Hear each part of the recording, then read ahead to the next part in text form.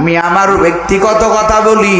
আমি যখন আমার বাড়ির মসজিদে নামাজ আদায় করে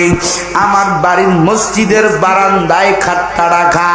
আমি মাঝে মাঝে খাটের দিকে তাকাইয়া